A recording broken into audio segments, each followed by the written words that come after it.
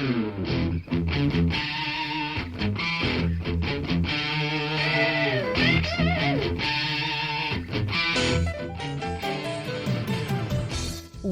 to Thriving Entrepreneur with your host, Steve Kidd, third-generation minister and 30-year business coach. Listen in as amazing, world-changing authors, speakers, and coaches share their struggles and victories. And hear from best-selling authors' insight into how you too can live your life as a thriving entrepreneur. This is Steve. Thanks for listening to Thriving Entrepreneur today. I'm so glad to be here with you as we take a modern look at business building. I'm so glad to have you here with us. We love getting together and talking about living and loving and thriving in all that we do in our life and business. I do want you to be a thriving entrepreneur, whether you are running multiple companies or one really cool company that's your own, or you're just simply running the business that is your life and all the things that it takes to get through. You are definitely and need to be a thriving entrepreneur. And I love being able to spend this time together with you to take a look at some of the things that are going on in the world, bring to you some really amazing guests, and just spend some time together talking about things that can make your life and your world better. I love being able to be here to do that for you, and I love meeting here with you. As I said, today we're taking a modern look at business building. A modern look at business building versus, well, these days modern look could be versus, a year or two ago even. It's interesting when you start getting into technology space and software space and stuff like that, just how quickly things can move. And now with the advent of AI, what we're doing in AI today, we may have dreamt of doing 6 months ago, but the applications and stuff couldn't quite do it. And, even as little as 6 months ago and a year or 2 years ago, though there are people that we've had here on the show that have been in AI for, going on a decade or more, the changes are so quick, so rapid. They happen so fast. And I really just love being able to take a look at, well, what's happening today? This modern look at business building will be outdated all too quickly. But in the meantime, you can look at some of the concepts that are being done right now. And even if you're like, well, that's kind of a little bit out of date now, you could be like, yes, but the concept behind that is really powerful. It's really interesting because, the older I get, the more that I listen to people's new modern takes on sales and marketing, the more that I hear them saying things that people who were, not even my mentors, they were stuff that like my mentors were giving me recordings of their mentors' recordings, so I'm talking about in the, early to mid 80s, people that had done recordings in the 60s, were being given to me by the mentors that I was working with. And it's interesting to hear some of the things that they were teaching way back then is really the heart and soul and core of most of the kind of things that we still do. There's some different takes to it. Of course, obviously there wasn't email in 1960, but that doesn't necessarily diminish the concept of community, of friendship, of acquainting yourself, of being somebody that cares enough to be able to help bring something to a person. And so when we take a modern look at business building, I really encourage you to have a mind today towards not just the cool stuff these people are doing, and hopefully some of the things they can do to help you with your company, but also some of the ways that they're innovating, that they're doing things now that are, again, perhaps even the same concept as you've always done it, but with just a little different approach, using a new technology or a new system or a new concept to be able to do the things today in the way that's the most effective today. And I think that's the best way for us to really take a modern look at business building and how that can apply in your life and help you be a thriving entrepreneur. We do have three really great, amazing guests, and I think we should jump right into the first one right now. Join me in welcoming Joe Rare. Hey, Joe, how you doing today? I'm doing good. How are you? I'm doing great, thanks. First off, tell us a little bit about you and how you show up in the world. Oh, I'm a family first guy. So, number one is my two daughters and my wife, and then of course all the animals and everybody who calls this home. And then we're an outdoor enthusiast family, do a lot of that stuff, and entrepreneurship is how I have the freedom to be able to do those things that I enjoy. I love that. Tell us a little bit about your company and the things you do. Well, so I have a virtual assistant services company. I own a marketing agency, a software company, as well as we just launched a freight dispatching company, and then I also have a data resolution business.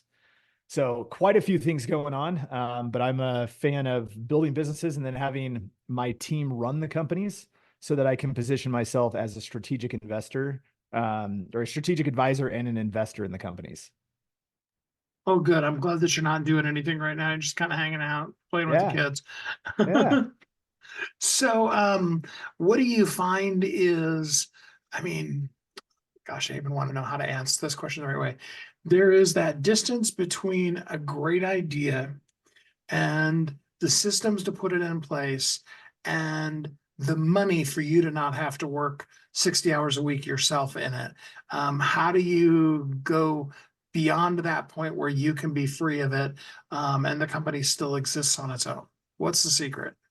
Well, the secret is processes and systems. If you're going from 0 to 1, the first step is to figure out whether you have something viable, which is go ask the market. And a lot of people really get a hold up on this place. And this is where we've been able to build multiple companies because we do this. I think we do this really, really well, which is take an idea, take a concept, flesh it out as far as you need to figure out if somebody will pay for it. Then instead of saying, well, does anybody think this is a good idea? We literally just go sell it and literally make people buy it. Even though we may not have it to fulfill yet, we can create the fulfillment process after we have somebody who pays for it. And so we've been really, really good at trying to get somebody to say yes first before we run down the road of building processes and teams and systems and all of these things. If nobody wants what you have to offer, it doesn't matter how great your systems are on the back end. And so we start off with, let's go get a bunch of yeses. Let's get people to say yes to whatever it is that we're selling. And then we will build the processes on the back end. We'll put the right people in place. Not saying that you don't go in without any idea how to fulfill the services, but or fulfill the product or whatever it is. You know how to do it. You just don't put people in place to go execute this big, huge operation that doesn't even exist because nobody's giving you money. And then from there, once you do have somebody in there, you build the processes, the SOPs as you go in real time. You've got cash flow coming in, you reinvest the cash flow into the results, into the fulfillment. You put a team in place or a process in place, however deep it needs to be or expansive it needs to be. And then from there, you have a fulfillment process that's proven, and you can go get more customers, put them into the system. They come out the other end as happy paid, clients, and they're getting what they're paying for. And then you just put more people in place, whether it be, and more people could be 1, it could be 10, to handle sales, to handle fulfillment, to oversee those people. And you step further back and further back and further back until you're no longer needed in the operations. And then you can just simply review. So it sounds probably more complicated than anybody would hope. But the reality is once you do it once, you can replicate it over and over as many times as you want.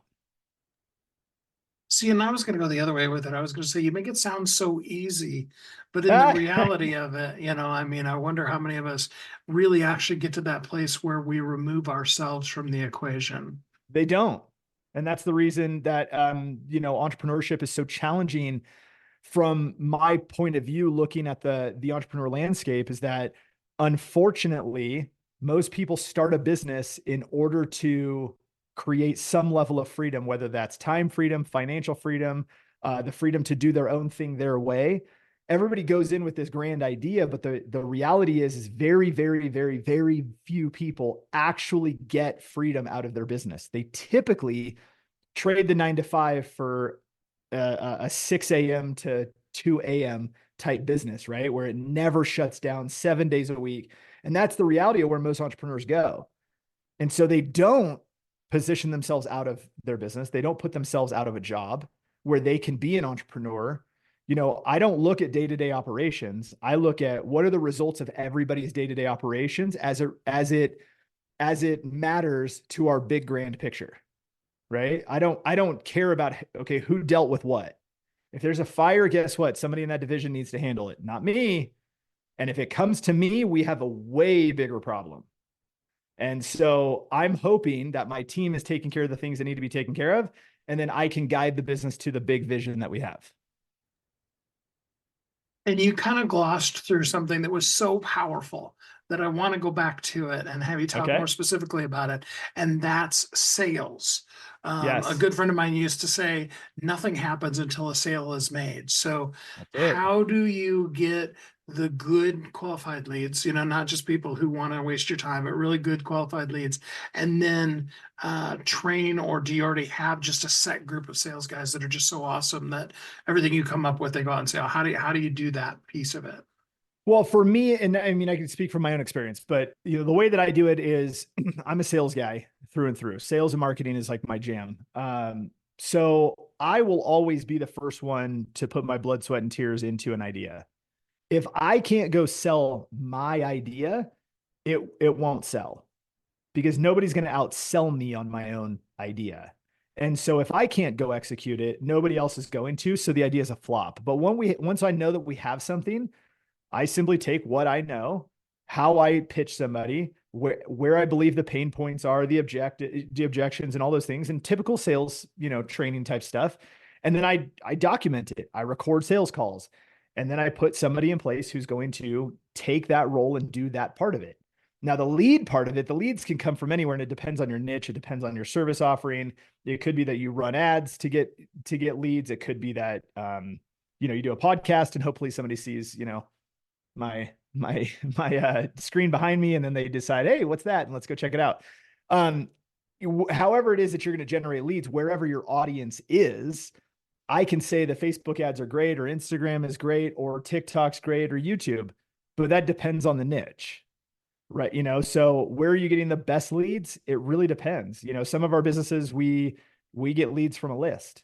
Our freight dispatching company, right? We get them from a list. We cold call or cold email outreach to these people, and that's how we get all of our business. So that's one way. So it really kind of depends. But when it comes to sales, you're right. Nothing happens until there's a sale made, which is why I'm so adamant about taking that first step and actually making an attempt to create a sale. Go out and actually get somebody to give you money.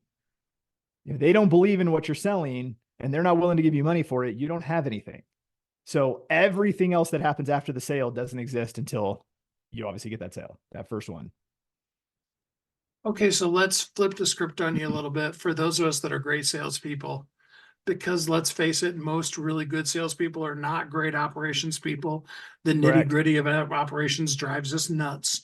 Do you have somebody that's part of your team that always sets up the operations for you, or what is your system to be able to put operations in place behind all these sales that you just dropped on the table? Well, I mean, the operations piece is the part that you better know what's to come. If you don't know how to fulfill the thing that you're selling, well, then you probably aren't going to be, selling, because part of the idea is the fulfillment, is how are we going to deliver this service or this product? Then it matters putting somebody else in place to oversee it.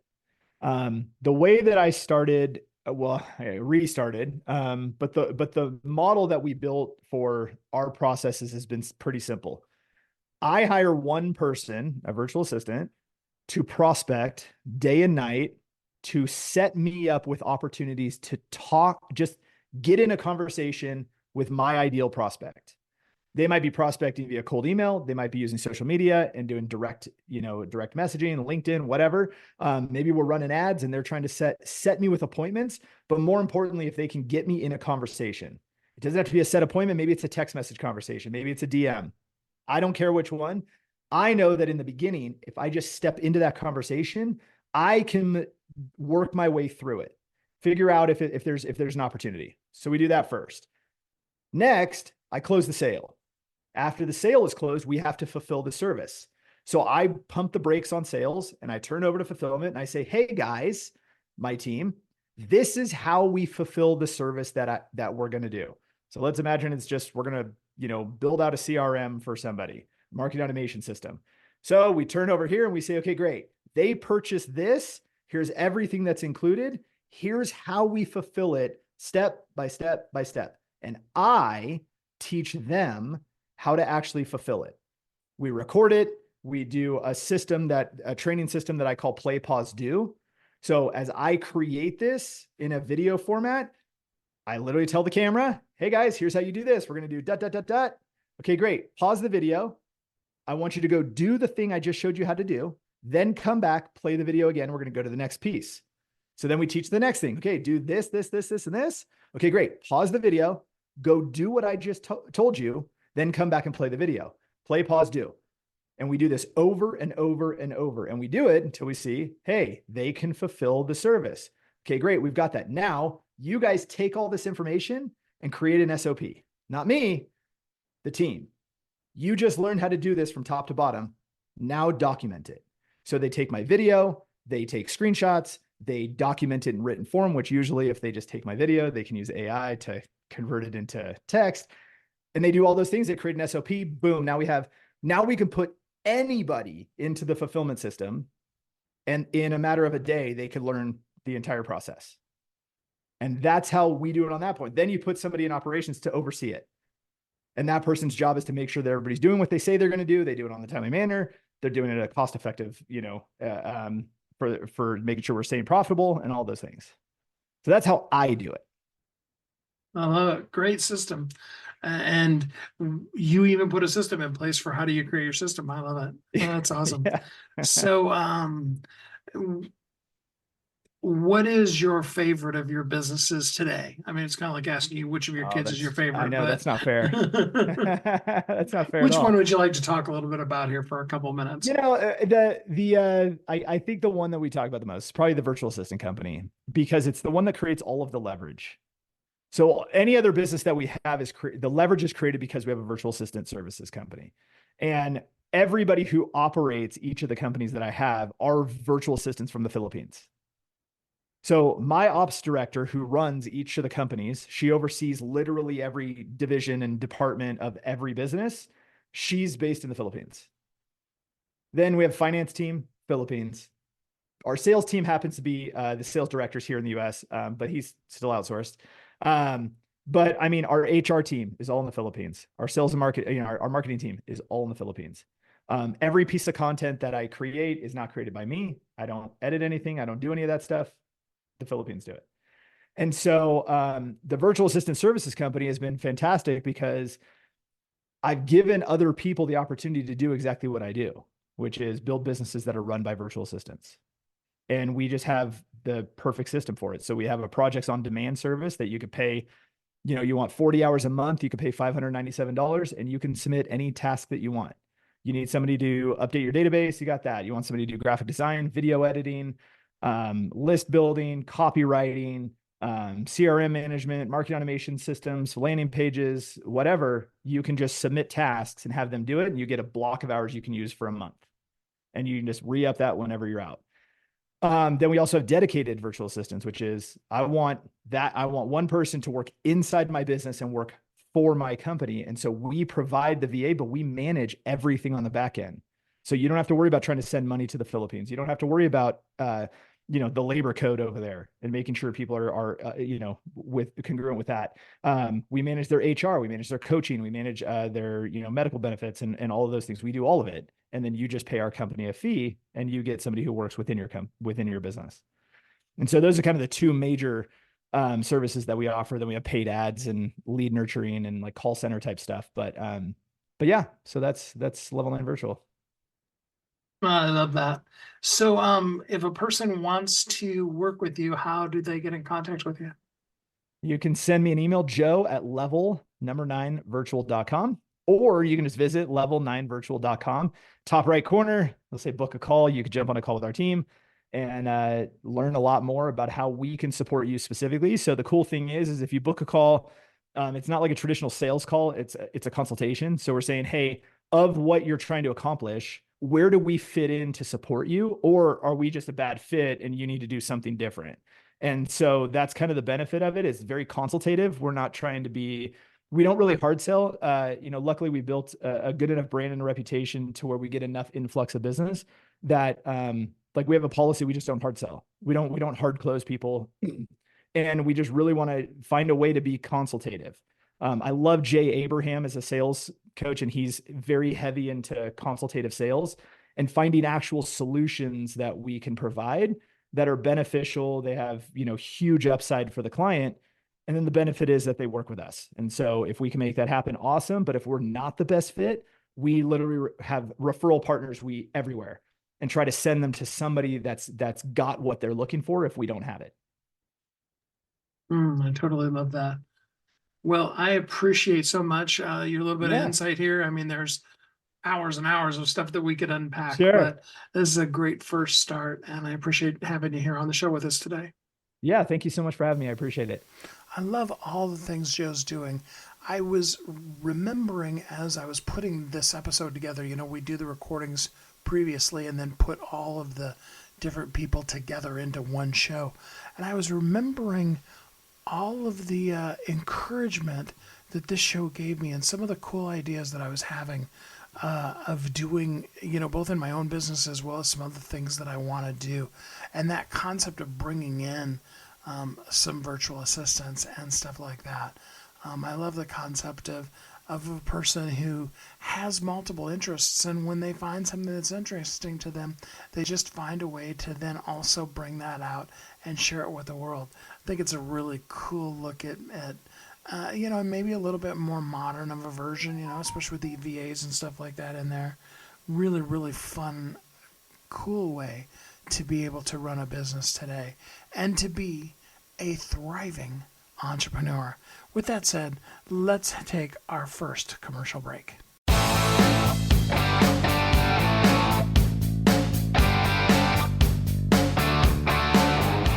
Hi, my name is Steve Kidd. I am a third-generation minister, an international best-selling author of multiple books, and I help people write, publish, and market their books to bestseller. In fact, there are literally thousands of people that have used the system that I created to be able to write, publish, and market their books, and now they're best-selling authors. And you're next. I just wanted to come on for a minute, say hi to you, tell you a little bit about me, introduce myself, and tell you I know the world is waiting on your message, and I would be so honored to be part of sharing your message with the world. Go to AskSteveKidd.com and schedule a time to talk today.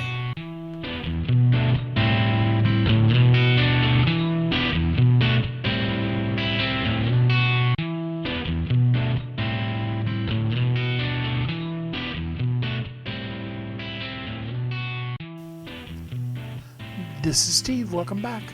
Thanks for listening to Thriving Entrepreneur today as we take a modern look at business building.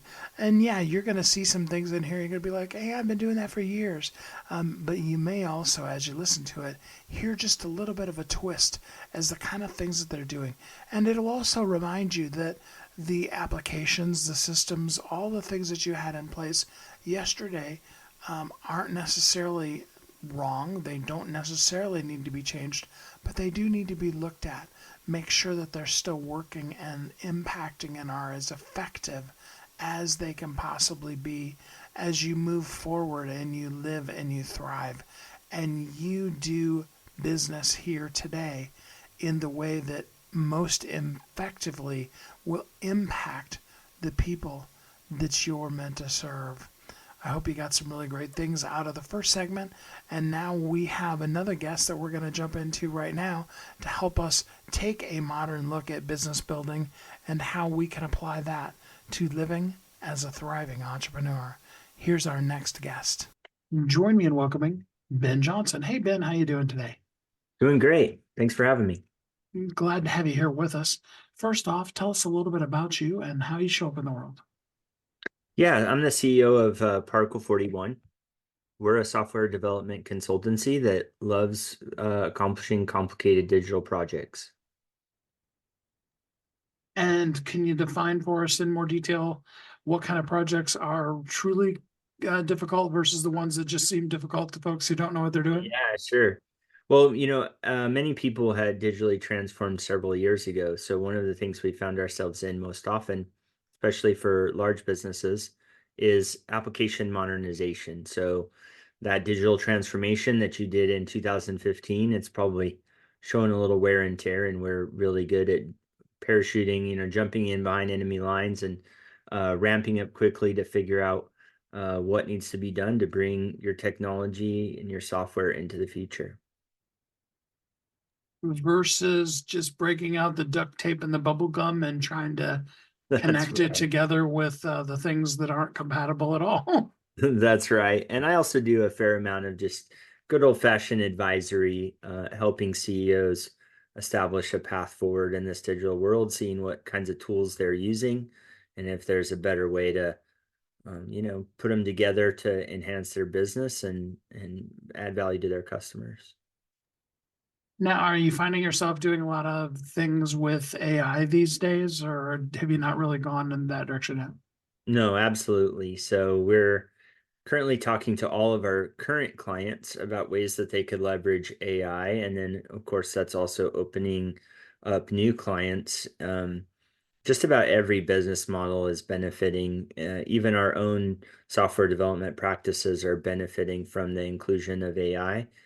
We're kind of doing an AI assisted programming, and the great thing about our model is the savings that creates is passed on to our customer, where a lot of project-based shops are probably able to leverage AI in the background, do more with less, and that margin goes in their pocket, and we're sharing the margin that AI gives directly with our customer.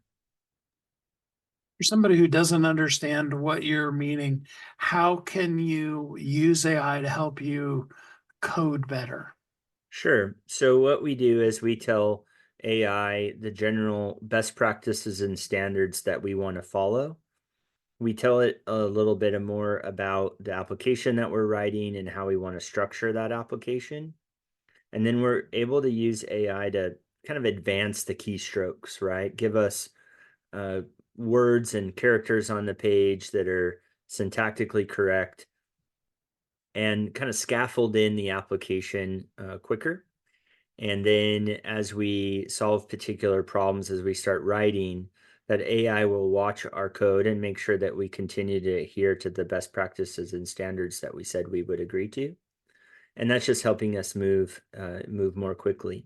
We're not quite at like a place where AI would just write all the code. We still need humans with smart brains to think of the business problem and how code should be leveraged to solve that business problem.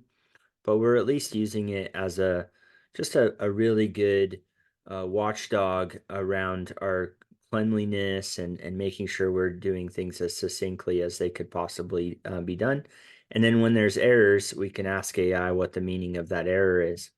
The way I think of AI right now is problems that you would typically have to search Google 10, maybe even 15 times to find the right answer.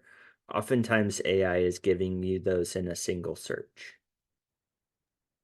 From the other side of the equation, and this is maybe more of a personal question than anything any of my listeners would ever want to know, but has it gotten to the point where it can find the missing closing tag that is just driving you crazy? Certainly. Yeah, certainly that has happened. Definitely when your eyeballs are not working, AI can definitely come in and save the day. I can think of countless hours where it seemed all right and it just wouldn't work. And it ended up being a comma or a closed caret or something silly like that, that just, I'm sure you've never experienced that before, Ben, but No, you no, know. never. Never. All the code I write is perfect. The moment I strike it, but Yeah, for sure. It's definitely an extra set of eyeballs helping us to accelerate the practice of code writing. So I think it's important though to also go the other direction with it and talk about the fact that it isn't just something where somebody who knows nothing about what they're doing could just come in and say, "Hey, Chat GPT, write me a," and then come up with like, the newest version of Halo or something, without knowing anything about coding. No, there's still an intersection that the a human is offering between the business and the business rules and what the business wants to accomplish. Um, and then just some of the asset of skill still belongs to the human. The asset of manpower is being leveraged by the AI. So rather than maybe need 10 or 15 people on a particular project, uh, the most skilled people can still do the work a little bit faster. So we're just finding that it takes less people to do some of the work, but not less skill. And what kind of companies do you love working with? I love working with any business. We like the enterprise. We think that's an underserved area. Of course, large Fortune 1000 companies can go to the Accentures and the Deloittes of the world. We really love working with the 10 million to 100 million in revenue. We like working with folks that just want to see if they can get more out of their tech stack and their technology. And we like working with existing tech teams. A lot of our team members are trained in training, and we just like to be that kind of force multiplier. We have not only software developers, but we also have DevOps engineers that are really good at setting up the cloud. And then we also have data science folks that are really great about setting up data pipelines and getting all that data that's in a million different places into one place so you can report accurately and see things. Like one of our clients just brought all their data systems together and they could literally see a 3-year journey of the client going and kind of seeing their getting introduced to their products, and then a little bit of time would go on. They'd have another exposure to their products, and then finally they'd become a purchaser. And then interact with the brand many times thereafter. And so we were able to show them that complete 360 view across about a dozen different data entries between mobile apps and online sites and even physical locations. And for the people who aren't quite at that level yet, what are some of the pieces of advice you could give them that would help them as they're looking at their digital footprint currently and where they should go? Sure. So one of the things we do is we just do a communication audit. What are you trying to do with your customer? What of the KPIs are you trying to move around? And what are the systems that you have currently in place, and how can you leverage them better? So you don't have to be a big enterprise company to leverage our services. We're just also doing looking at your stack and looking at what you want to accomplish. Are you getting the most out of your CRM? And do you have any points of duplicate data entry that you're trying to get rid of? And could we help you with that? So for somebody who would like to work with you, how can they get in contact with you? Um, Direct email is great. Ben at particle41.com is a great way to just reach out. I'd love to chat with anybody. And then I'm of course on LinkedIn, Particle 41 on LinkedIn. But would just love to hear directly from folks over email. I love that. Well, before I let you go, give us some words of advice as to some things we should be looking out for that are either already here and have snuck up on us or are coming that we need to know about for our digital footprint.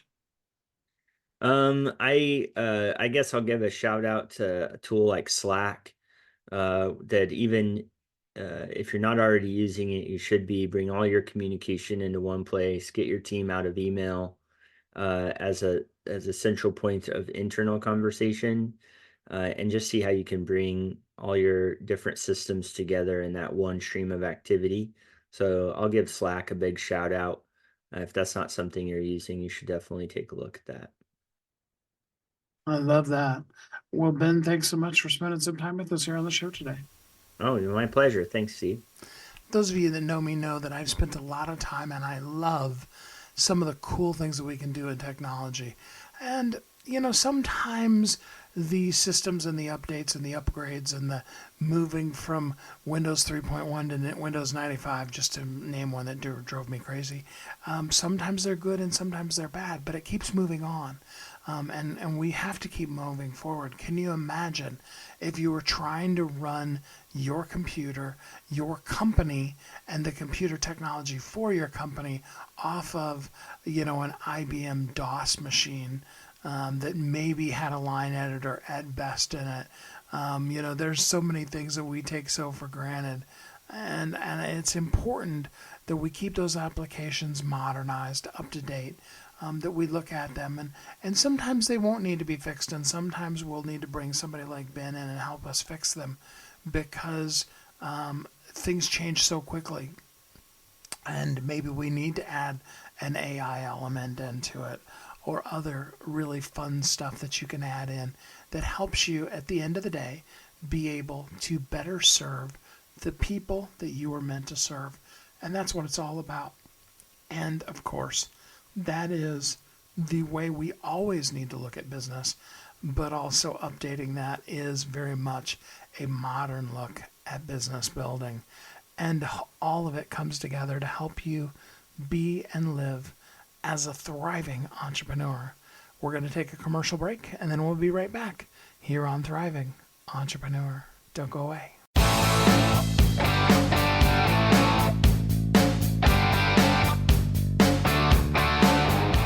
Hi, my name is Steve Kidd. I am a third-generation minister, an international best-selling author of multiple books, and I help people write, publish, and market their books to bestseller. In fact, there are literally thousands of people that have used the system that I created to be able to write, publish, and market their books, and now they're best-selling authors. And you're next. I just wanted to come on for a minute, say hi to you, tell you a little bit about me, introduce myself, and tell you I know the world is waiting on your message, and I would be so honored to be part of sharing your message with the world. Go to AskSteveKid.com and schedule a time to talk today.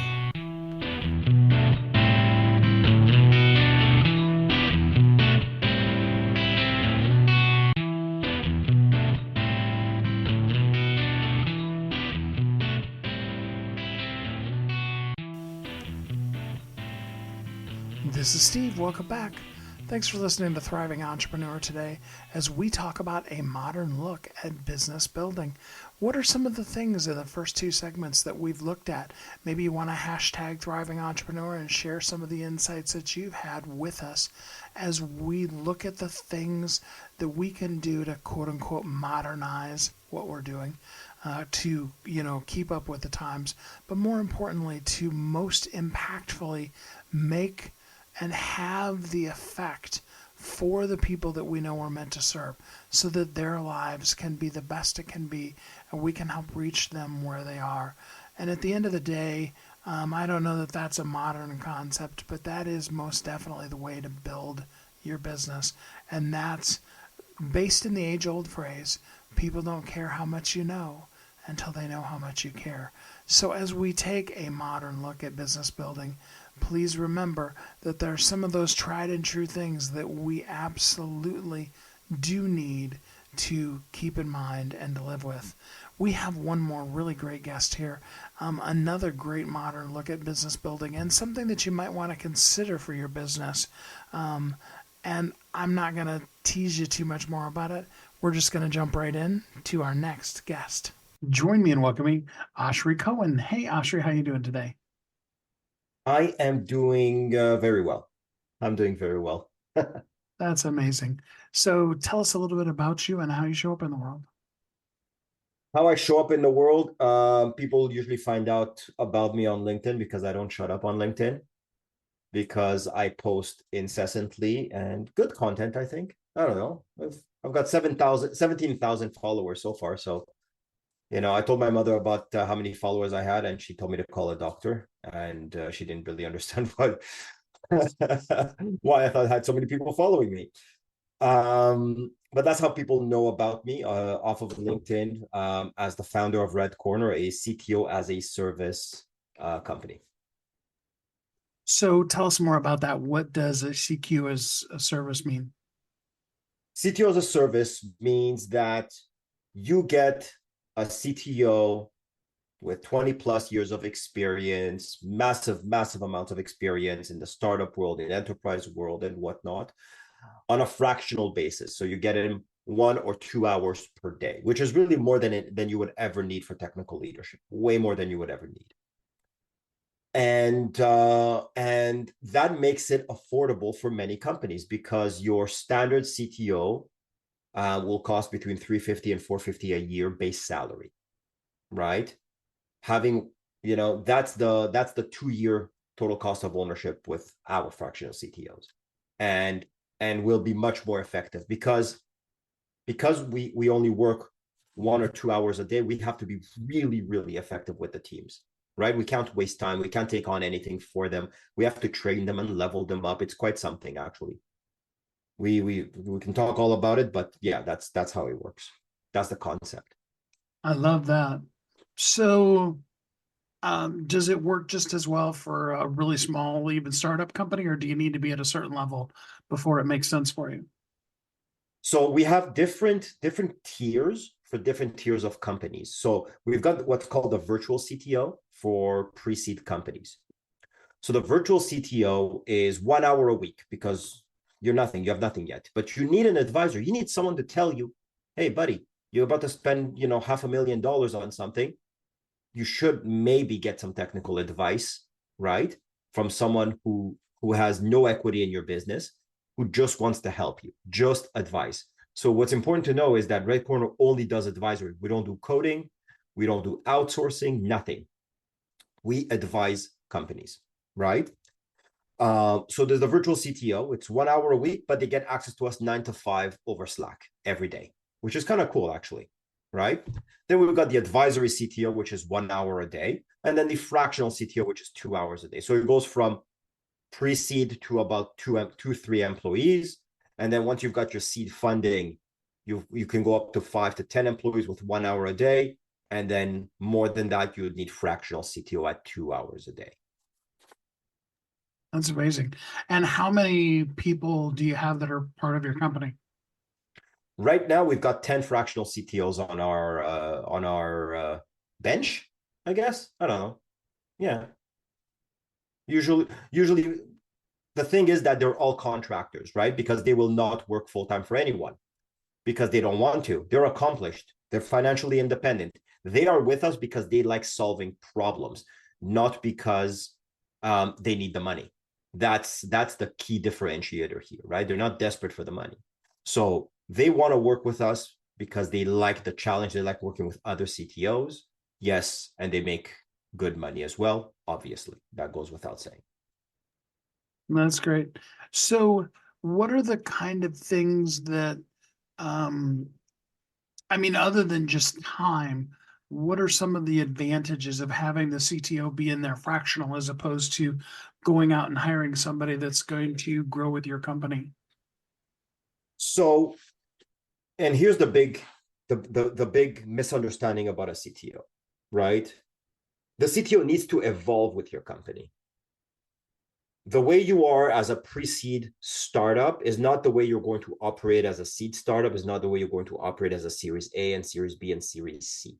It doesn't make sense to retain the same leadership. Very rarely does it make sense, and very rarely do you find the exceptional individuals who are able to rise above the fray. But even CEOs get changed. Like, yeah, you're the founder, but doesn't mean you can execute at the level that the company needs you to execute at. You're changed out and you stay on the board.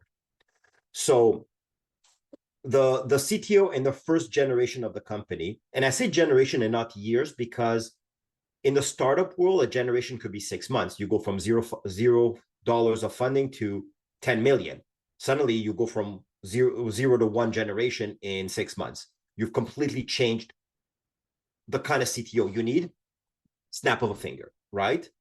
So at the beginning, you need your CTO to be an engineer, a coder. Excellent, because you don't need any management. There's nobody to manage. It's 1 or 2 people. That's not management, right?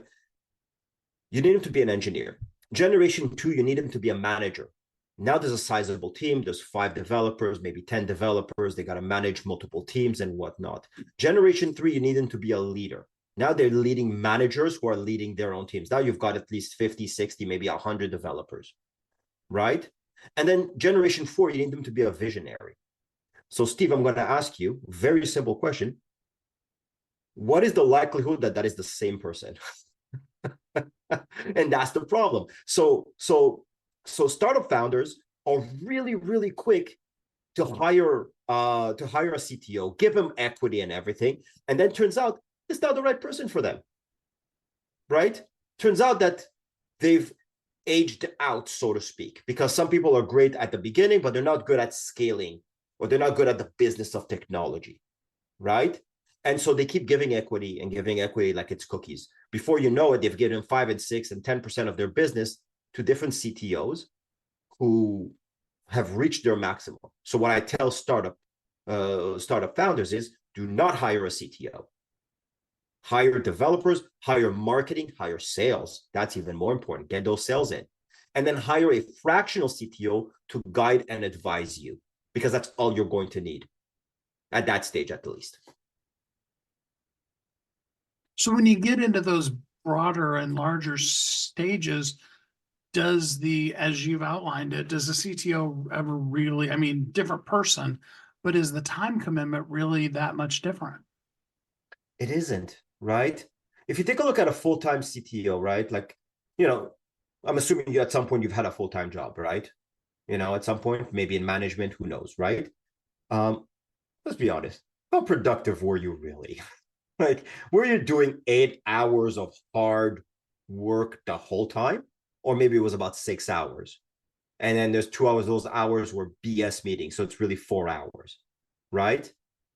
That's the reality. And so a really, really strong fractional CTO can get everything done in 2 hours, because our job as leaders is not to do the work for our people, is to remove all of the friction points and all of the obstacles to let them do it themselves and give them the tools to do so. So a really strong leader is all about coaching and growing the team. They do that incessantly. They have to. The problem in startup land is the CTO eventually finds that, oh, well, I guess I need to take on some management, and I need to take on some coding, and I need to take on some of this. I'll take on all the little bits that I like to do. Great, fine. It's your prerogative. You're the boss, technically, right? But is that an efficient use of their time, right? I've met startup founders whose CTOs were doing customer service. That's it. They're just doing customer service. I'm like, well, why are you paying this person $450K a year? Like, can I answer emails for $450K a year? Trust me, I'll do a better job. So, and I'm not being facetious. I'm actually taking on that client soon enough. Yeah, absolutely. Well, I think of a startup company that I actually worked with. This is, right back in the late 90s, right around 2000, just before then, You were a startup back then? Yeah, internet space. I was working with them. I wasn't a startup, but that's a whole different story. But the person that they brought into their CTO literally had a cooler full of beer underneath of his desk. Well, or wine, depending on what the day was, but as much of his day was about drinking as it was about working. So oh my gosh. I know exactly what you mean. Bro culture. I call that bro culture. And that is not a very good place to be in. Bro culture very, very quickly becomes offensive to many people and very quickly becomes a toxic environment. Yes, we all drink beer from time to time, but you know what? It is what it is, right? So it can't be part of your identity as a company, that's for sure. And there's CTOs that I've advised, I'm like, do not do that, because I'm like, buddy, what if you have people that don't drink alcohol? Women that might be, pregnant, or people with dietary restrictions. You can't make alcohol as part of your whole shtick, Oh yeah, well that was a real interesting company. Needless to say, they're not around anymore. So, that pretty much tells that whole story now, doesn't it? Yeah. All right. Well, let's talk about what kind of people you would really love to work with and how they can get in contact with you. So the people that I like to get, the people that are most compatible with my service are the founders and businessmen, because I don't only work with startups, right? And businessmen and CEOs that want to level up their engineering teams. Because a lot of times, because engineering management and engineering leadership is not taught in school. There's no certification for it. There's no book. Well, there's a couple of books, but it's something that you learn, through while being in the trenches. You need to have those battle scars. You need to have screwed up a couple of times and whatnot to really learn your lessons, or have had a fantastic mentor. And so a lot of the people that are in engineering management should not be in engineering management. That's the reality. They should just simply not be in engineering management.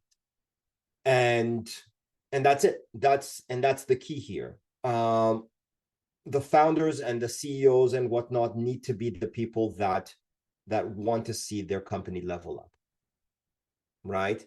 They have a problem with their software, or they have a problem with delivery. And of course, the startups who want to save money because they're smart, right? But you give someone $10 million suddenly because they pitched you an idea for an email client. Takes a lot of maturity to not burn that cash on foosball tables. And a lot of companies have.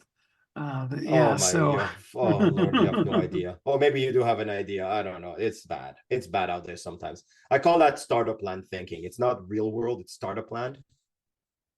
Well, yeah, I understand it all too well because I lived through the whole .com rise and explosion, and actually worked with one company whose pitch was, "We will lose your money slower than any of the other companies that are pitching you right now." Oh, I've seen that happen so often. Oh my. But yeah. Yeah, absolutely. So, where would they go, or how would be best for a person to begin to engage with you? Redcorner.io. That's it.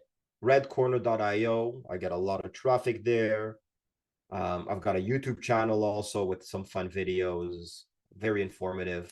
I just started, and on LinkedIn, Red Corner as well. So it's you look up fractional CTO, that's what you're gonna find. You're gonna find me usually. I love that. Well, just before I let you go, give us, kind of the 30-second or 1 minute, whatever, elevator pitch on why a company really should have a fractional CTO versus bringing in some, amazing, awesome guy.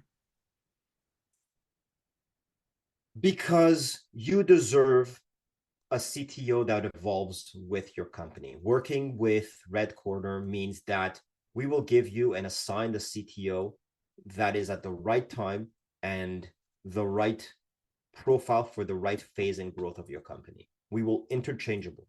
We will change them out as needed. And because we are not a placement agency, we are a firm. And we have something called the Council of CTOs. Imagine, Excalibur and all of that, right? All around a circular table. That's the Council of CTOs. Every week we sit together and we talk about the challenges and the state of every client. And then we work together as a team. So you hire Red Corner, you're getting 200 years of experience, because the only CTOs that are allowed have to have 20 years of experience minimum, right? Or have done something extraordinary to validate being on the council. And so you've got an AI mind and a data science mind and a data engineering mind and a programming mind and a scale mind and so on and so forth, all advising a primary fractional CTO, which is something that is not found anywhere in the world. This service does not exist anywhere else. I love the concept of it. That's awesome. Well, Oshri, thanks so much for spending some time with us here on the show today. All right. Thank you very much, Steve. Having your C-suite work for you on a fractional basis is actually a really great idea. I remember the first time I heard about fractional CFO was the first one that I heard about.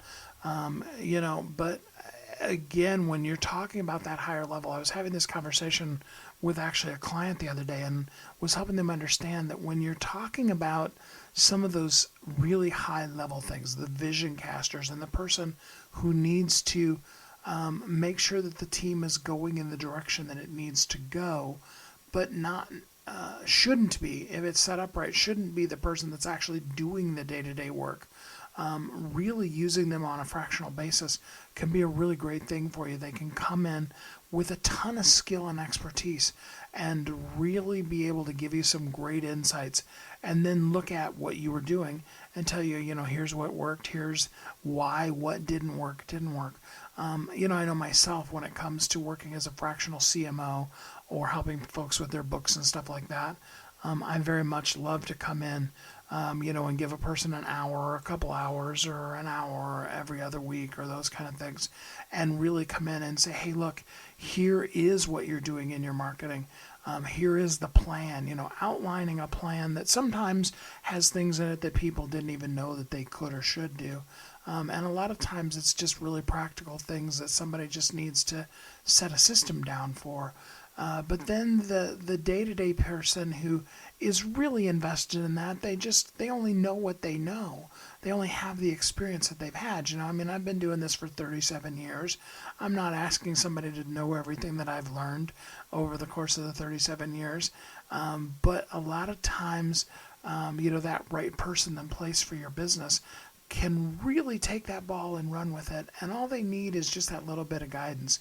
And so virtual fractional C-suite employees like, Oshri was talking about with his company, I think they're amazing. And I really think a lot of us need to look at how we could better use the resources and the money from our company to get the really high level chief executives that we need to oversee things, but have them then come in more and be that overseer that they should be, rather than hiring some real high-end C-suite person and expecting that they're going to be the ones that are going to be, doing the basic day-to-day programming or, doing of social media posts or things like that. I think it's a great look at modern business building and all of that kind of stuff. But I think more importantly, it's about understanding who you are, what you're really good at, and then, as a friend of mine's book says, stop doing this stuff that you suck at. Do what you're good at. Bring in people that are really good at doing what they're good at.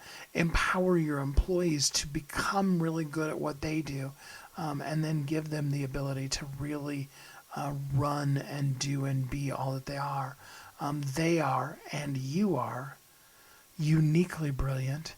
You were created for a purpose, and the world needs you. And I hope you express that to your people as well, and help them feel empowered and know that you've got their back, and that you're excited to see them live and exceed and thrive in all that they're doing as we work this company together and we live as a thriving entrepreneur. Until we're together again next time, I hope that you have an amazing, great week. Thanks for listening to Thriving Entrepreneur today. If you want to get your question answered, send an email to questions@wehelpyouthrive.com. We look forward to you joining us again next time.